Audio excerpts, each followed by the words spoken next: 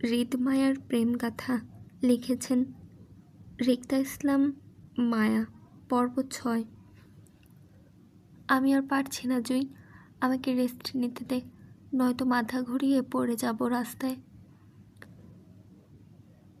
কথাটা বলেই কারো অপেক্ষা না করে ধূপ করে বসে পড়লাম রাস্তায় ঘাসের ওপর। বড্ড ক্লান্তিতে শরীর নেতিয়ে যাচ্ছে আমার। এতক্ষণ যাবৎ মাথার ওপর প্রখর সূর্যের তাপ নিয়ে হাঁটছিলাম নিরুদ্দেশ গন্তব্যের উদ্দেশ্যে। এই মুহূর্তে আমরা নরসিংদী জেলার বাগিচা এলাকায় অবস্থান করছি। এখানে কেন এসেছি এটা অবশ্য সবার জানা, তাই নতুন করে আর নাই বা বললাম কিছু। তবে এই মুহূর্তে আমার সঙ্গে রয়েছে আমার 4 বান্ধবী, জুইকে সহ, মাহি, মাইশা, সুমি আর আমি। সবার চোখে মুখে ক্লান্তির চেয়ে হতাশা বেশি, সেই সাথে কাঠফাটা রোদের অতিষ্ঠ বিরক্তি। আমাকে পা ছাড়িয়ে রাস্তায় ঘাসের ওপর বসে যেতে দেখে সামনে থেকে দ্রুত এগিয়ে আসলো জুই। সুমিকে সাইড কেটে আমার সামনে বসে খানিকটা উদ্বিগ্নতায় বলল, তোর বেশি খারাপ লাগছে রিক্তা? মাথা ঘুরছে তোর? পানি খাবি? ক্লান্তিতে মাথা নাড়িয়ে সম্মতি দিলাম, যার অর্থ হ্যাঁ, বেশি খারাপ লাগছে। লাগবে নাই বা কেন? অসুস্থ শরীর নিয়ে নরসিংদী এসেছি অচেনা জামাই চেনা ঠিকানা খুঁজতে। বিষয়টা আজব না? সত্যিই আজব, কিন্তু আমার ক্ষেত্রে যেন এইসব আজব কারবার একটু বেশি হয়ে থাকে। চট্টগ্রাম থেকে বাসায় এসেছি আজ 8 দিন, গিয়ে 9 দিন হলো। 104 ডিগ্রি জ্বর নিয়ে বাসায় এসেছিলাম সেদিন। আরিফ ভাইয়া আমাকে আর জুইকে নিয়ে এসেছিল চট্টগ্রাম থেকে একদিন হসপিটালে রেখে। তারপর থেকে আমি আশুগঞ্জ নিজের বাসায় আছি। আজ বিগত 8 দিন লাগলেও আমার সুস্থ হতে। এখনও পুরোপুরি সুস্থ নই আমি। তারপরও বান্ধবীদের হাত ধরে চলে এলাম নরসিংদী জেলার আমার অচেনা জামাইকে খুঁজতে। কোথায় তার খোঁজ পাবো জানি না, তবে হাল ছাড়িনি, এখনও খুঁজে যাচ্ছি। কারণ তার সাথে আমার এখানেই দেখা হয়েছিল, তাই আমার বিশ্বাস তার ঠিকানা এখানেই পেয়ে যাব। তাছাড়া এখানে এসেই স্থানীয় লোকদের জিজ্ঞাসা করতে করতে একটা কাজী অফিস গিয়ে পৌঁছেছিলাম। সেখানে আমাকে বিয়ে পড়ানো ওই বৃদ্ধা লোকটা ছিল না। ওনাদের সাথে কথা বলে বুঝতে পারলাম তারা আমাকে 1.5 বছর আগে সেদিন রাতে ওই অপরিচিত লোকটার সাথে বিয়ে দেয়নি। নিরাশ হয়েছিলাম আমরা সবাই। তবে লোকটা আমাদের আরও একটা কাজী অফিসের ঠিকানা দিয়েছে আর বলেছে সেখানে খোঁজ করতে। এখন সেই ঠিকানা অনুযায়ী হাঁটছিলাম আমরা, কিন্তু পথের মধ্যে ক্লান্তিতে বসে পড়লাম রাস্তায়। বড় বড় শ্বাস নিতে নিতে মুখের নেকাব মাথার ওপর তুলতে তুলতে দুর্বল গলায় বললাম, দে পানি দে, খাবো। আমার অসুস্থতা দেখে মাইশা, মাহি, সুমি 3 জনই আমাকে গোল করে দাঁড়ালো চারপাশে। গায়ে সবার বোরকা পরিহিত। মাইশা, সুমি নিজেদের বোরকা পরলেও আমি, জুই, মাহি পরেছি যার যার মার বোরকা। বয়স্ক মায়ের বোরকা ছোট মেয়েরা পরলে কেমন হবে বুঝতেই পারছেন। আমাকে আর বলে বোঝাতে হবে না।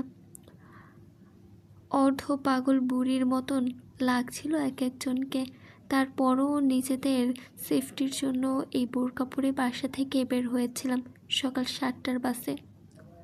আমাদের সবার পরিবার জানে আমরা সবাই সুমিদের বাসায় যাচ্ছি, আর সুমির বাসায় জানে ও আমার বাসায় এসেছে আমাকে দেখতে। আমি অসুস্থ এর জন্য। মূল কথা হলো আমরা সবাই যার যার বাসায় মিথ্যে বলে বের হয়েছি নরসিংদীর উদ্দেশ্যে। সকাল 7টার বের হয়েছিলাম আর 11টার মধ্যে নরসিংদী বাগিচা এলাকার বাজারে পৌঁছে গেলাম। এখান থেকে কাজের সন্ধান করে একটা কাজী অফিসে পৌঁছেছিলাম। সেখান থেকে নিরাশ হয়ে অন্য কাজের ঠিকানায় যেতে গিয়ে পথে মধ্যে আটকে বসলাম, কারণ সত্যি আমার অসুস্থ লাগছে। তাই মনে হচ্ছে গায়ের জ্বর আবার উঠবে। কিন্তু এই মুহূর্তে আমি গায়ের জ্বর থেকে মনের অসুস্থতা একটু বেশি অনুভব করছি। আর তার কারণ হলো আমার ওই অচেনা স্বামীকে নিয়ে। লোকটাকে যত খুঁজতে যাচ্ছি ততই যেন তাকে হারিয়ে ফেলছি। কোনো মতেই যেন লোকটার নাগাল আমি পাচ্ছি না, হাত বাড়িয়েও। এতে যেন আমার মনে অস্বস্তিরা কাজ করছে আরও বেশি লোকটার সন্ধান পাওয়ার জন্য। জানি না এই ঠিকানায় গিয়েও যদি লোকটার খোঁজ না পাই তাহলে কি হবে। আমার মনের অস্বস্তিটাও কাউকে বলতে পারছিলাম না, কারণ আমি যাদের বলবো ওরা সবাই আমার উপর ক্ষেপে যাবে স্বামী নামক লোকটার জন্য অস্থিরতার কথা শুনলে। কিন্তু আমি কি করব? ওদের আমার সামনে বারবার রিক্তার জামাই নিয়ে আলোচনা করতে করতে এখন ওই লোকটাকে আমি সত্যিই মিস করছি। আমার মনে হচ্ছে আমি বড় ভুল করে ফেলেছি। আমার উচিত হয়নি সেদিন অচেতন স্বামীকে বিছানায় ফেলে পালিয়ে আসাটা। একটু অপেক্ষা করতাম লোকটার জাগ্রত হওয়ার জন্য, তাহলে হয়তো আজ এই দিনটা দেখতে হতো না আমায়। আমার মন বিচলিতের দীর্ঘশ্বাস ফেলতেই জুই 1/2 লিটার পানির বোতলটা আমার দিকে এগিয়ে দিল। আমি বোতলটা উপরে তুলে ঢকঢক করে অনেকটা পানি খেয়ে নিলাম। মাইশা নিজের হাতে দ্বিতীয় কাজী অফিসের ঠিকানায় চোখ বুলিয়ে আশেপাশে তাকিয়ে বিরক্তি নিয়ে পড়ল, বাল, এই মধ্য দুপুরে কই যাবো অচেনা এলাকায়, শালার কাজী বাড়ি খুঁজতে। ধুর, সন্ধ্যার আগে আগে যদি এ বাসায় না পৌঁছাই তাহলে সবাই ধরা খেয়ে যাব। ধরা খাওয়া যাবে না। দুলাভাই খোঁজার মিশন এখনও অল্প হয় নাই, তাই এত তাড়াতাড়ি গল্প শেষ হলে চলবে না। এই ঋতু, শরীরে একটু জোর লাগাবই। এই তো একটু সামনে বাজার দেখা যাচ্ছে, ওখানে থেকে কারো কাছে এই অ্যাড্রেসটা জিজ্ঞাসা করে রিক্সা নিয়ে যাব সোজা তোকে বিয়ে দেয়া সেই কাজী বাড়িতে। বেশি লেট হবে না, জাস্ট একটু কষ্ট করা লাগবে। যেতে পারবি? মাইশার যুক্তিতে কেউ বাধা দিল না, কারণ মাইশার কথাগুলো আসলেই সত্যি। এখানে বসে থাকা মানেই নিজেদের কাজে দেরি করা। আমি বলে অসুস্থ শরীর নিয়ে উঠে দাঁড়াতেই জুই আর মাহি দুজন আমাকে দুই দিক থেকে ধরল। তারপর যতটা পারি দ্রুত হেঁটে একটা অটোরিকশা নিয়ে চললাম 5 জন কাজী অফিসের উদ্দেশ্যে। ভাগ্য ভালো থাকায় সেই অটোরিকশাওয়ালা মামা চিনতো আমাদের দেয়া কাজী অফিসের ঠিকানাটা। প্রায় 20 মিনিটের পথ পাড়ি দিয়ে পৌঁছালাম ছোট্টখাট্ট একটা কাজী অফিসের সামনে। দেখতে মোটামুটি ভালোই ছিল। আমরা সবাই অটোরিকশার ভাড়া মিটিয়ে কাজী অফিসের সামনে দাঁড়াতেই অতি উৎসাহের সহিত মাহি পাশে থেকে আমার হাত চেপে ধরে বলল, ঋতু, দেখ তো, এটাই কি সেই কাজী অফিস যেখানে তোর বিয়ে হয়েছিল? আমি গোল গোল চোখে আশপাশটা ভালো করে দেখেও কিছুই চিনতে পারলাম না। চিনব কীভাবে? 1.5 বছর আগে রাতে এসেছিলাম এখানে, তাই দিনের আলোয় সব কিছু বোঝা মুশকিল। তাই আমি ধীর গলায় বললাম, কিছু বুঝতে পারছি না তো এ অফিসটার কিনা। আমার কথায় জুই বলল, আচ্ছা চল ভেতরে গিয়ে দেখি কি অবস্থা। তৎক্ষণাৎ উত্তর করল মাহি, চল চল। পরপর 5 বান্ধবী মিলে কাজী অফিসে ঢুকতে দেখলাম একটা হালকা পাতলা গঠনের লোক সাদা কাবলি পরে টেবিলের উপরে মোবাইল রেখে চেয়ারে বসে মনোযোগ সহকারে ওয়াজ শুনছে।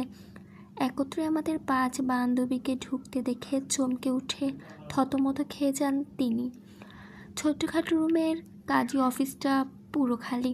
বোঝাই যাচ্ছে আজ তাদের কোনো কাজ নেই, হয়তো আজ কোনো বিয়ের ফাংশন হাতে ছিল না, তাই অফিসে অবসর সময় পার করছে ফোন চালিয়ে তিনি।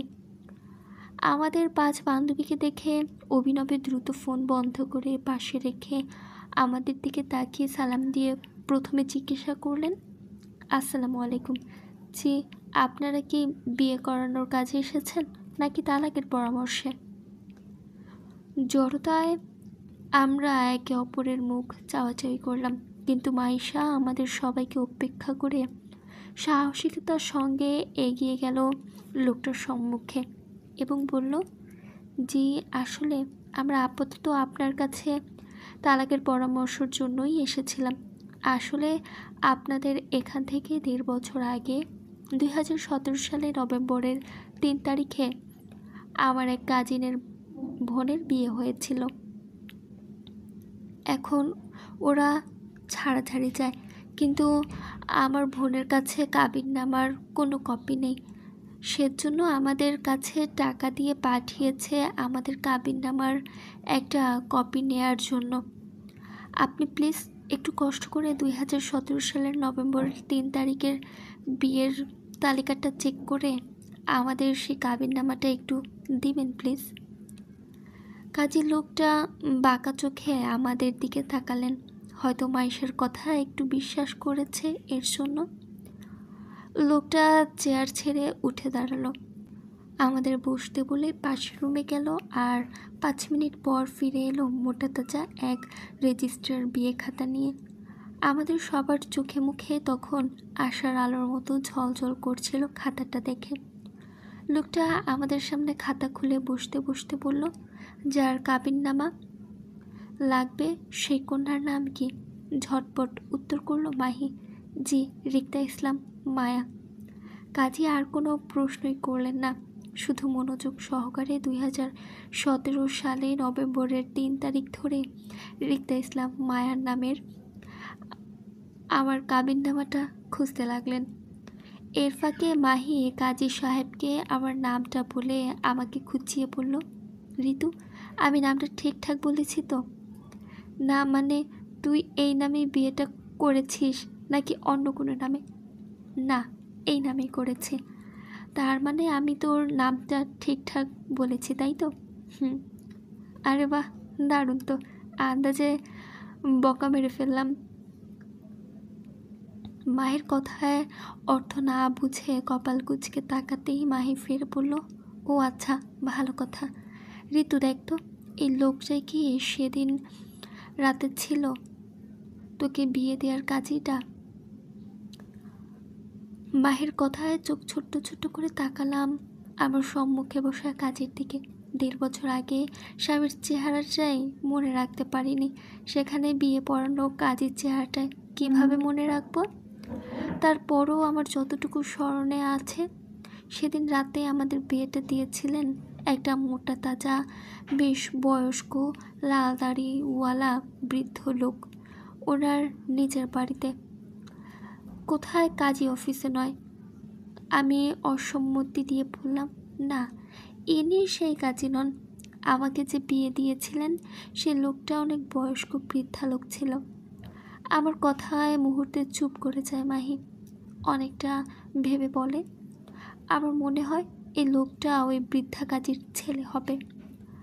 আমি এবারও অসম্মতি দিয়ে বললাম, না এই লোকটা বৃদ্ধা কাজীর ছেলে নয়, কারণ আমাকে বিয়ে দেওয়া বৃদ্ধা কাজীর একটাই ছেলে ছিল, যে সেদিন আমাদের উপকার করেছিল নিজের বাসায় আশ্রয় দিয়ে। সেই লোকটা এই লোক নয়।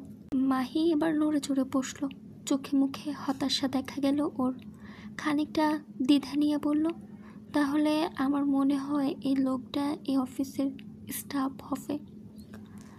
মাহির কথায় ভরসা পাচ্ছিলাম না আমি, তারপরও ছোট্ট করে উত্তরে বললাম, হবে হয়তো।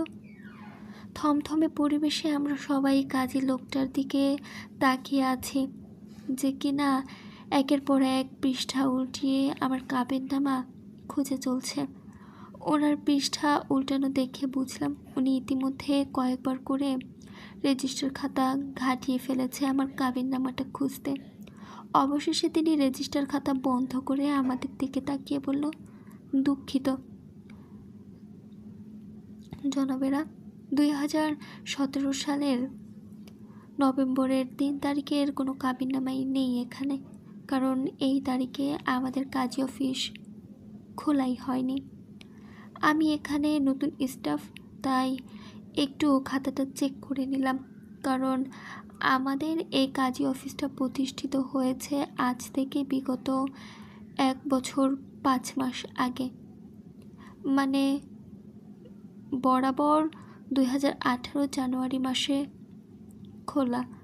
আপনারা 2017 সালের নভেম্বরের 3 তারিখের কাবিননামা খুঁজছেন, তার মানে এই অফিস প্রতিষ্ঠিত হওয়ার আরও 2 মাস আগে আপনার বোনের বিয়ে হয়েছিল। এর মানে আপনারা ভুল ঠিকানায় এসেছেন। আপনার বোনের হয়তো অন্য কোনো কাজী অফিসে থেকে বিয়ে হয়েছিল, এখান থেকে নয়। এক আকাশ ভেঙে পড়ল, এমন একটা থমথমে অবস্থায় বসে আছি আমরা সবাই, হতাশায় হতবাক সবাই। কারো মুখে কোনো কথা আসছে না। এই নিয়ে পরপর 2টা কাজী অফিসে চক্কর কেটে ফেললাম কাঙ্ক্ষিত কাজের আশায়, কিন্তু সেই কাজের বাড়ির সন্ধান পাওয়া গেল না এখনও। সবার থমথমে ভাবে রেশ কাটিয়ে জুই আগ্রহ গলায় বলল, আচ্ছা, এর আগে কি আপনারা নিজেদের বাসায় বিয়ে পড়াতেন? আপনাদের বাসায় কি কোনো রেজিস্টার খাতাপত্র আছে কি না একটু দেখবেন প্লিজ। জুয়ের অধৈর্য গলায় চোখ ঘুরালো কাজের দিকে। তিনি জুয়ের ব্যাকুলতা বুঝে বলল, আমাদের এর আগে মসজিদ ব্যতীত অন্য কোথাও বিয়ে দেওয়া হয়নি জনাবা, আর এটাই আমাদের একমাত্র পুরাতন রেজিস্টার খাতা। এর বাইরে আমাদের অন্য কোনো নোট খাতা নেই। ও, তাহলে মনে হয় আমরাই ভুল ঠিকানায় চলে এসেছি। এক গুমুট হতাশা ছেয়ে গেল সবার মাঝে। আমাদের নিরাশা যেন চারপাশ থেকে ঘেরা। জুই চুপ হয়ে যেতেই মাইশা বলল, আচ্ছা, এই কাজী অফিসের বাইরে কি আর কোনো কাজী অফিস আছে আশেপাশে? আছে। এই এলাকার পশ্চিম দিগন্তে সৈয়দ কাজীর অফিস আছে, আপনারা সেখানে খোঁজ করে দেখতে পারেন। আমরা সেখানে থেকেই এসেছি মাত্র, ওরাই আমাদের এখানের অফিসের ঠিকানা দিয়েছে। ওদের কাছেও আমাদের কাঙ্ক্ষিত কাবিননামা পাইনি। তাহলে দুঃখিত জনাবা, আর কোনো কাজী অফিস নেই এই এলাকায়, আপাতত এই দুটোই আছে। আপনারা হয়তো ভুল এলাকায় এসেছেন মনে হয়। একরাশ হতাশা নিয়ে উঠতে চাইল সবাই, কিন্তু আমি উঠলাম না, কারণ আমাকে যে ওই দিন রাতে বিয়ে দিয়েছিল, ওই কাজের নামটা না জানলেও ওনার ছেলে হাফিজ সাহেবের নামটা ঠিকই মনে আছে আমার। উনি আমাদের সেই দিন রাতে সাহায্য করেছিলেন। হয়তো এখন ওনার নামটা বললে বাকি পরিচয়টা পেয়ে যাব। তাই আমি প্রশ্ন করে বললাম, আচ্ছা, আপনি হাফিজ সাহেব নামে কাউকে চেনেন এই এলাকার? আমার কথায় সবাই উঠতে গিয়েও উঠল না, বরং কৌতূহলী চোখ ঘোরালো আমার দিকে। কাজী সাহেব আমার প্রশ্নে তিনিও একটা প্রশ্ন করেন আমাকে, কোন হাফেজ সাহেব কথা বলছেন আপনি? কোন পাড়ার হাফেজ? কোন পাড়ার উনি আপাতত সেটা বলতে পারবো না, তবে ওনার বাবাও মানুষের বিয়ে পড়ান, কাজের টাইপের মানুষ ছিলেন ওনার বাবা। আমার কথায় উনি দ্রুত সম্মতি দিয়ে বলল, আচ্ছা, আপনি কাজী মোল্লা হুজুরের কথা বলছেন? মসজিদের ইমামতি করাতেন যে, ওনার কথা বলছেন না? সঠিক জানি না এই লোকটাই কিনা, তারপরও শেষ আশা মনে করে সম্মতি দিয়ে বললাম, জি উনি। ওনার বাসায় অ্যাড্রেসটা দেওয়া যাবে? জি অবশ্যই, আমি এক্ষুনি অ্যাড্রেসটা লিখে দিচ্ছি। তবে এখান থেকে বেশ দূরে নয় হুজুরের বাড়ি, 5 মিনিটের পথ গেলেই সামনে পেয়ে যাবেন হুজুরের বাড়ি। জি আচ্ছা, ধন্যবাদ। লোকটার থেকে কাগজের টুকরাটা হাতে নিয়ে উঠে দাঁড়ালাম। আমার সাথে সাথে বাকিরাও উঠে দাঁড়ালো। সবার চোখে মুখে কৌতূহলের তীক্ষ্ণতা। হয়তো জানতে চাচ্ছে আমি কাজের নামটা এতক্ষণ যাবৎ ওনাদেরকে কেন বললাম না। আসলে নামটা আমার নিজেরও স্মরণে ছিল না, আন্দাজে ঢিল মারলাম আর কি। এবার আন্দাজ করাটা সত্যি কি না সেটা লোকটার বাড়িতে গিয়ে বুঝতে পারবো। অনেক চেষ্টায় অবশেষে সফল হলাম আমরা। আমাকে বিয়ে দেওয়ার সেই কাজী বাড়ি পৌঁছাতে সক্ষম হলাম। এই মুহূর্তে আমরা সবাই দাঁড়িয়ে আছি সেই হাফিজ সাহেবের বাড়িতে। এই বাড়ি থেকে আমার বিয়ে হয়েছিল ১.৫ বছর আগে সে অপরিচিত লোকটার সাথে। অবশেষে স্বামী নামক লোকটার পরিচয় পেতে যাচ্ছি বলে বুকের ভেতর অজানা একটা অস্থিরতা কাজ করছে। বুকটা ধুক ধুক করছে ক্ষণে ক্ষণে। আমরা হাফিজ সাহেবের বাড়ির উঠানে দাঁড়িয়ে আছি। আমাদের ঠিক সামনে দাঁড়িয়ে আছে সুমন নামক হাফিজ সাহেবের বড় ছেলে। এ ছেলেকে আমি আমার বিয়ের রাতে একটু করে দেখেছিলাম হাফিজ সাহেব আর দাদা কাজী মোল্লার পেছনে দাঁড়িয়ে থাকতে। ছেলেটার চেহারাটা মনে ছিল না, তবে এখানে এসে ছেলের কথায় একটু একটু মনে করতে পারছি। এই মুহূর্তে শুধু যে আমার মনে টান টান উত্তেজনা কাজ করছে এমনটা নয়, বর্তমানে সবার মাঝে আমার মতো উত্তেজনা কাজ করছে।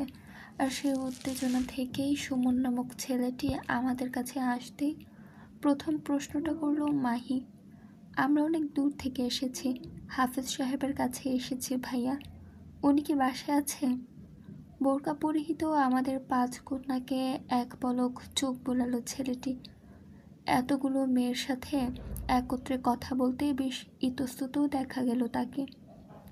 এর জন্য আমাদের থেকে চোখ সরিয়ে তাকালো মাহির দিকে।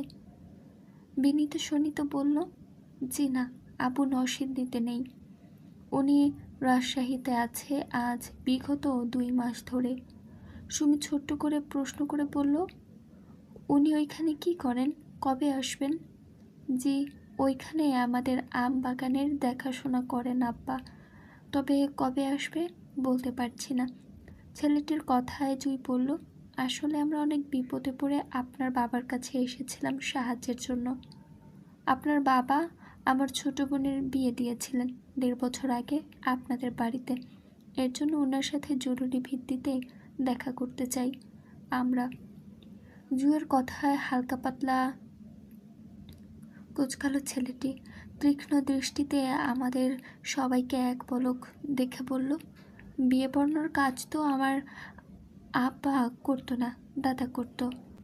আপনার বোনের বিয়ে যদি আমাদের বাড়ি থেকে হয়ে থাকে তাহলে সেটা আমার দাদা ভাই দিয়েছেন হয়তো, আমার আব্বা নয়। ছেলেটির কথায় তৎক্ষণাৎ আমার স্মরণে আসলো সেই বৃদ্ধা কাজী সাহেবের কথা। হ্যাঁ, উনি আমাদের বিয়ে দিয়েছিলেন, ওনার ছেলে নয়।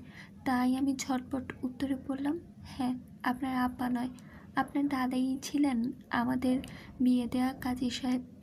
উনি কোথায়, ওনাকে ডাকুন একটু প্লিজ। বিষণ্ণ ছেলেটি আমার দিকে চমকে তাকালো। আমার হুটহাট কথায় যেন ছেলেটি চমকে গেল। আমার বান্ধবীরাও চমকিয়েছে একটু। আমি এমনভাবে নিজের বিয়ের বিষয়টা ফাঁস করে দিব ওরা হয়তো ভাবেনি, কারণ এখানে আসার আগে আমাদের কথা ছিল কেউ যেন ভুলেও না বলে আমি সেই পাত্রী যার কাবিননামার তোড়জোড় করে খুঁজে যাচ্ছি আমরা। এই ওয়াদা কেউ ভঙ্গ করেনি, বরং আমি উত্তেজনায় মুখ ফসকে বলে ফেললাম। আমার হুটহাট এই মুখ স্লিপ করার বিষয়টির জন্য না জানি কোনোদিন বড় ধরনের বিপদের সম্মুখীন হই আমি, আল্লাহ জানে। আমার বান্ধবীদের কড়া দৃষ্টি এড়াতে আমি ছেলেটির দিকে তাকালাম। ছেলেটি বিষণ্ণ কাটিয়ে বলল, আমার দাদা বেঁচে নেই, উনি আগুনে পুড়ে মারা গেছে আজ বিগত 1 বছর 4 মাস হয়েছে। সেই থেকেই দাদার কাজী অফিসটা বন্ধ। সুমন নামক ছেলেটির কথায় মাথা চক্কর দিয়ে উঠল সবার। তৎক্ষণাৎ হতাশা ঘেরা চোখে মুখে ফুটে উঠল, এত কষ্ট করেও কি অবশেষে অচেনা লোকটার পরিচয় পাবো না? এই কাজী সাহেবই তো চিনতেন আমার স্বামী নামক লোকটাকে। এখন তিনি মারা গেছেন, এবার কিভাবে পৌঁছাবো ওই লোকটার অবধি? হতাশায় যখন আমার গলা ধরে আসছিল, কষ্টে তখন মাইশা আশার আলো জ্বালিয়ে দ্রুত প্রশ্ন করলো ছেলেটাকে। বলল, আপনার দাদা বেঁচে নেই, কিন্তু ওনার কাজী অফিসের কাগজপত্র তো এখনও রয়েছে, তাই না? ওখানে নিশ্চয়ই বিয়ের পুরাতন রেজিস্টার খাতাগুলো আছে। আসলে আমাদের 2017 সালের নভেম্বরের 3 তারিখে বিয়ে পড়ানোর সকল লিস্টগুলো লাগবে। এই তারিখে আপনাদের বাড়িতে রিক্তা ইসলাম মায়া নামক একটা মেয়ের বিয়ে দিয়েছিলেন আপনার দাদা। এই মেয়েটি আমার বান্ধবী। ও আমাকে দেখিয়ে ওর কাবিননামাটা আমাদের চাই। আপনি কি একটু কষ্ট করে আপনার দাদার অফিসের পুরাতন রেজিস্টার খাতা ঘেঁটে আমাদের সেই কাবিননামার একটা ছবি দিতে পারবেন? আসলে আমরা অনেক আশায় এসেছিলাম এখানে।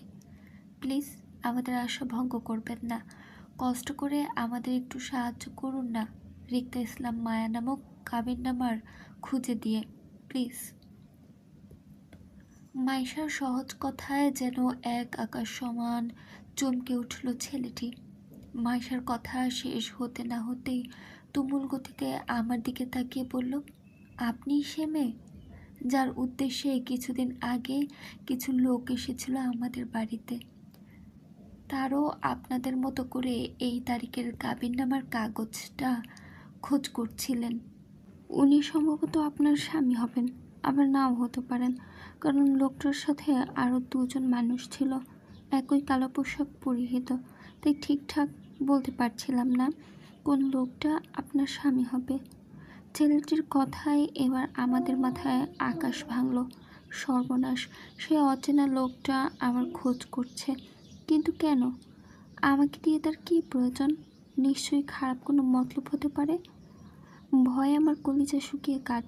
সেই সাথে তুমুল উত্তেজনা দেখিয়ে আমার এক একজন বান্ধবী প্রশ্ন করলো। ওরা এক একজন ছেলেটিকে প্রশ্ন করতে লাগলো। প্রথমে মাহি বলল, আপনি কি ওনাদের কাবিননামার কাগজটা দিয়ে দিয়েছেন? না, দিইনি। কারণ? ছেলেটিকে বলতে না দিয়ে তাড়াহুড়ো সুমি বলল, ভেরি গুড, দেননি। যান, কাবিননামার কাগজটি আমাদের জন্য নিয়ে আসুন। যান যান। আমাকে দেখিয়ে ছেলেটি বলল, ওনার কাবিননামার কাগজটি আমার কাছে নেই। সেটা তো। আবারও ছেলেটিকে বলতে না দিয়েই মাইশা বলল, নেই মানে?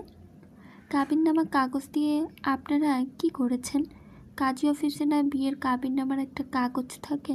তাহলে আপনাদের কাছে থাকবে না কেন বলুন? সবার এত এত প্রশ্নে ছেলেটি এবার বেশ বিরক্ত হয়ে পড়ল। প্লিজ আমাকে বলতে তো দিন। আপনারা সবাই এত প্রশ্ন করলে আমি উত্তর দেব কীভাবে? জুই সবাইকে থামিয়ে দিয়ে শান্ত কণ্ঠে বলল, আপনি বলুন ভাইয়া, আমরা আপনার কথা শুনছি।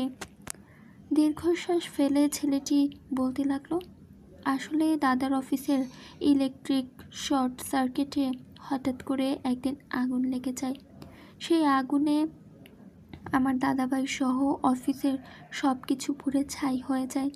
কিছুই বাঁচাতে পারিনি।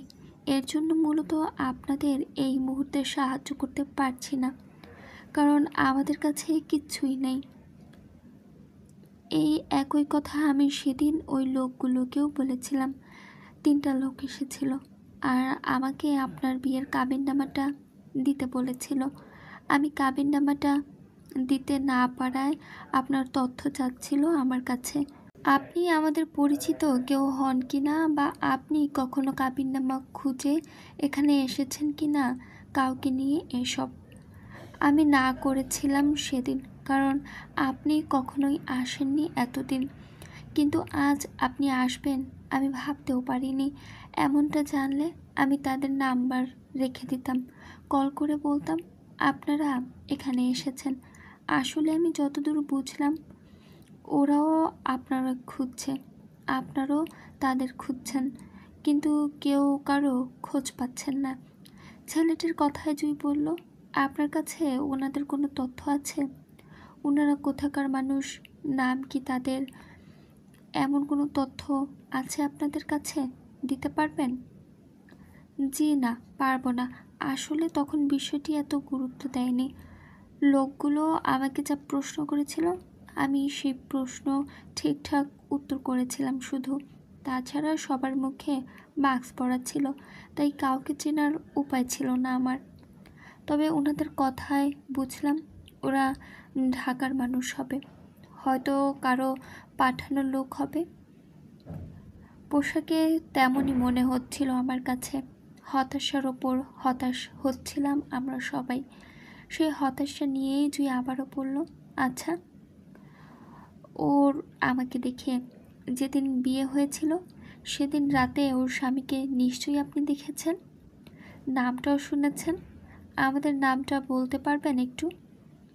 সবার কৌতূহলী চোখ ছেলেটির দিকে তাক করা, কিন্তু ছেলেটি ইতস্তত চোখে আমার দিকে এক পলক তাকিয়ে বলল, আসলে সেদিন ঘুমের ঘোরে ছিলাম আমি, এর জন্য ঠিকঠাক বর বউ কাউকেই দেখিনি।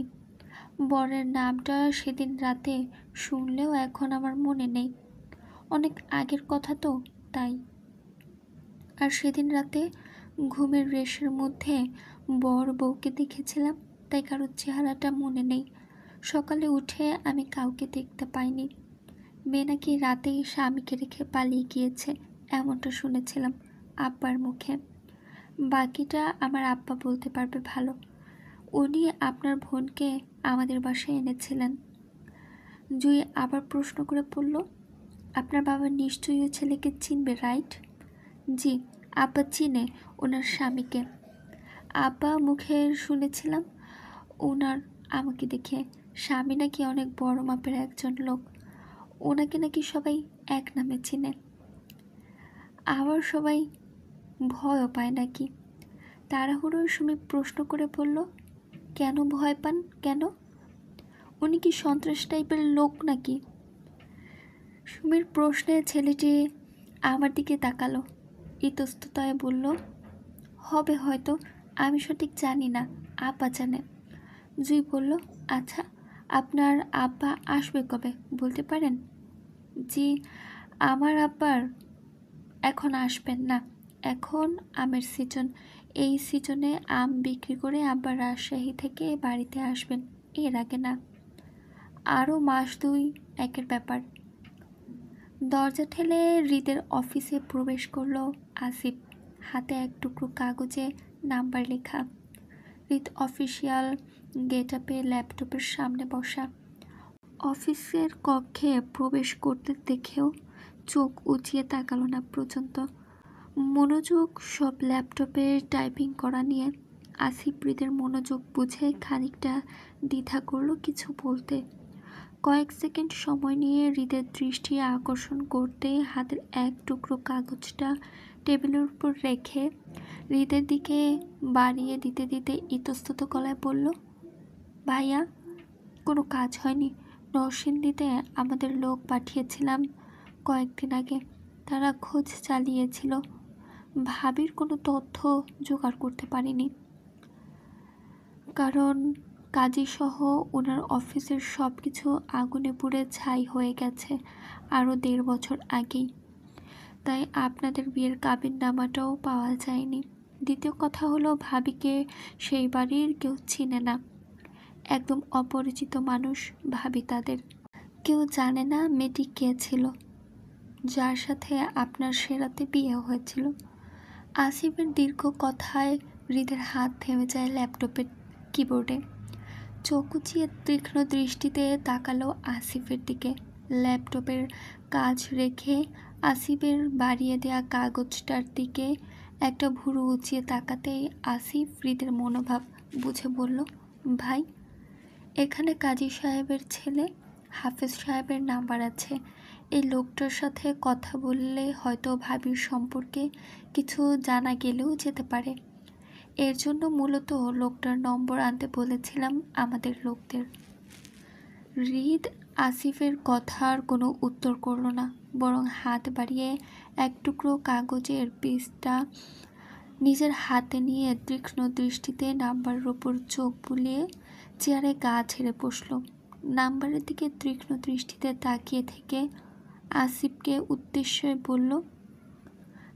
উদ্দেশ্যে বলল, তোর ভাবের লুকোচুরি খেলাটা আমার ভালো লাগছে না আসিফ। কি করি বলতো? তোর ভাবিকে যত খুঁজতে চাই ততই সে আমার হাতে বাহিরে যাচ্ছে। এতে আমার ইন্টারেস্ট আরও বাড়ছে। তুই তো জানিস নিষিদ্ধ জিনিসের প্রতি আমার কতটা আকর্ষণ। না, তোর ভাবিকে দুটো থাপ্পড় মারার জন্য হলেও আমার তাকে দরকার।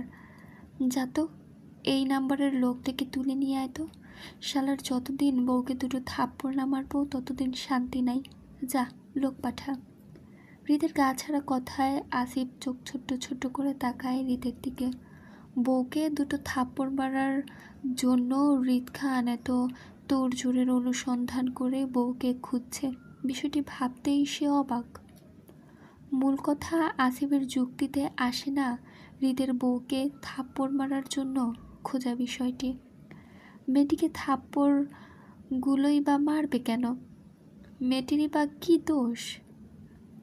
এমন তো না যে হৃদ খান ভালোবেসে বউকে খুঁজে পাওয়ার জন্য বা তার ভালোবাসার বিয়ে করা বউ হঠাৎ পালিয়ে গেছে, কোনোটাই না। আবার এমনটাও না যে মেয়েটিকে পেলে হৃদ খান তাকে নিয়ে খুশি খুশি সংসার করবে। তেমন কিছু করবে না, তাহলে শুধু শুধু মেয়েটাকে থাপ্পড় মারবে কেন? কি অপরাধ মেয়েটির?